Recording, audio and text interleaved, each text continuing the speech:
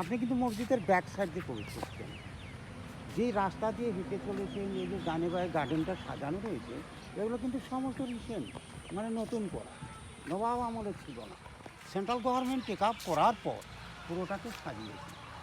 Back সাইডে নওয়াব পিরিয়ডে সপ্তাহে দুদিন করে বাবু সবজির বাজার বসে, বলে এখনও এখানকে রানিং অ্যাড্রেস হয়ে গেছে সবজি কাটরা মসজিদ।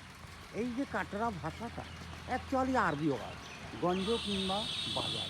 জানি না আপনি কোথায় থেকে দেখছেন, ইভেন কলকাতায় বড় বাজার রয়েছে, রাজা কাটরা, লক্ষ্মী কাটরা। কাটরা শব্দর আমি আসছি বাংলাদেশ থেকে, ওইখানেও কাটরা আছে। হ্যাঁ, ছোট কাটরা, বড় বাংলাদেশ তো কাটরা। আমাদেরও বাড়ি। কোন জায়গায় বাড়ি রাজশাহী। আপনার? রাজশাহী। রাজশাহীতে। হ্যাঁ, কোন জেলা আপনার? আমি তো ঢাকা থেকে আসছি। আচ্ছা, ঠিক বুঝতে পারবেন। আর কাজ করা হতো দুটো কাজ। একটা কাজ করা হতো এখন যেমন প্রত্যেকটা মসজিদে মাইকের মাধ্যমে একটা আজান দেওয়া হয় না, সকাল সন্ধ্যা দুপুর। সেই 300 বছর আগে তো আমাদের দেশে কোনো মাইকের ব্যবস্থা ছিল না। এর উপরে উঠে বড় বড় টিনের চুন, বাঁশের চুমে করে আরবিএন আজান দিতে আওয়াজটা যেন বহুত দূর চলে যায়। দ্বিতীয় কাজ করা হতো প্রতিরক্ষার জন্য, রীতিমতো সিপাহী মোতায়েন থাকতেন, কোনো শত্রু আক্রমণ করতে কিনা এগুলোকে ফলো করা হতো। স্যার একটু লক্ষ্য কী করা হতো, 6টা মুসলিম ছাত্র, একটা মৌলভী। মৌলভী মানে শিক্ষক। তখন কিন্তু ওরা বাংলা পড়াতো না, উর্দু আরবি মিলিয়ে 700 কোরআন পাচ্ছি নিখুঁতভাবে কোরআন করতে পারতেন। ডানে বাঁয়ে ঘরগুলো দেখুন স্যার, একই মাপের ঘর এইগুলো।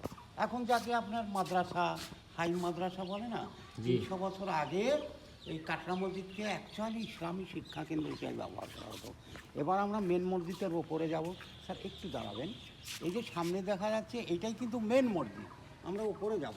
মসজিদ 1897 খ্রিস্টাব্দে ভূমিকম্পে 3টে ভেঙে পড়ে যায়। একটা জিনিস লক্ষ্য করবেন, এতে কিন্তু কোনো লোহা, রড, কাঠ কোনো কিছু নাই, সমস্ত ইটের পর আর্টস করে, যাকে বাবু বলা হয় খিলান কাজ।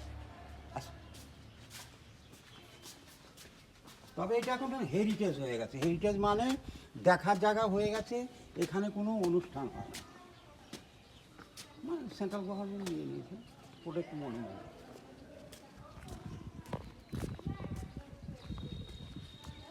ডিজাইনের বাংলা ইটের গোল গোল করা, প্রত্যেকটা কিন্তু এগুলো প্রার্থনা করা আসন তৈরি করা রয়েছে, মানে নমাজ পড়া আসন।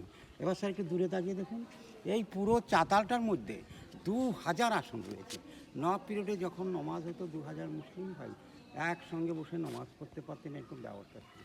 যখন নমাজ হতো স্যার, এই যে উপরে লোহার কড়াগুলো রয়েছে না, ওই কড়া থেকে দেখুন আপনার পেছনে কালো আংটা রয়েছে, সোজাসুজি ওই সামিয়ানা তিরপলের ব্যবস্থা ছিল। আচ্ছা, ভেতরটা একটু বলে নেন, এদের গায়ে কোনো রৌদ্র বৃষ্টি না লাগে এরকম ব্যবস্থা।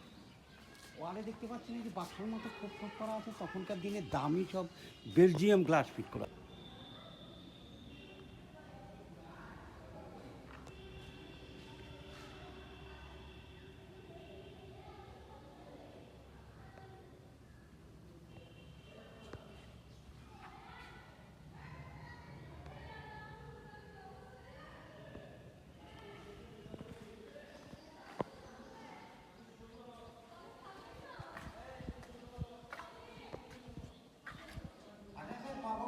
লাহিল্লাহ মোহাম্মদ রসুল আল্লাহ, আর এদের মেম্বার 1 2 3টে ধাপি। এইবার আমাদের যেতে হবে বাবু নবাব মুর্শিদ কুলি খাঁর বুকের উপর দিয়ে হেঁটে। এটাই একটু ভালো করে শুনে নেবেন। এই যে এই মুর্শিদাবাদে 18টা নবাব মিলে নবাবি করেছে, তার মধ্যে 5টা নবাব হলো স্বাধীন নবাব, 13টা নবাব হচ্ছে ইংরেজদের আমলে পরাধীন নবাব। নিশ্চয় জানবেন, আপনারা শিক্ষিত ছিলেন। প্রথম নবাব মুর্শিদ কুলি খাঁ, তারপরে নবাব হন মুর্শিদ কুলি খাঁর জামাই সুজাউদ্দৌলা। এই সুজাউদ্দৌলার স্ত্রী হচ্ছে আজিমুন্নেসা বেগম, যাকে কলিজা খাকি বেগম বলে পরিচিত। যখন আপনি কাঠগোলা বাগানে যাবেন ওই রাস্তা দেখতে পাবেন। তারপরে নবাব হন সুজাউদ্দৌলার ছেলে সরফরাজ খাঁ। সরফরাজ খাঁকে গিরিয়ার যুদ্ধে নিহত করেছিলেন আলীবর্দী। আলীবর্দী খুব বুদ্ধিমান ব্যক্তি ছিলেন। আমাদের এই বাংলায় বর্গীদের এতটাই অত্যাচার ছিল, অরণ্যদেব বাংলার কোনো থাকনা পেতেন না।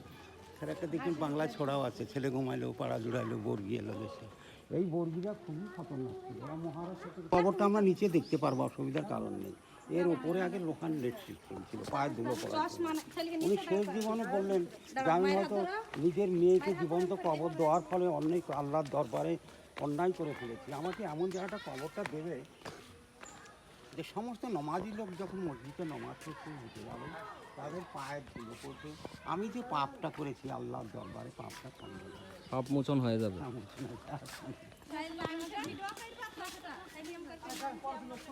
সেই জন্য এই কবরটা স্যার সম্পূর্ণ আলাদা দেখবেন। যদি টাইম পান ফোটবাগে যাবে না, ফোটবাগে মুর্শিদ কুলিকা যেমন প্রথম স্বাধীন নবাব, সিরাজদৌল্লা হচ্ছে শেষ স্বাধীন নবাব।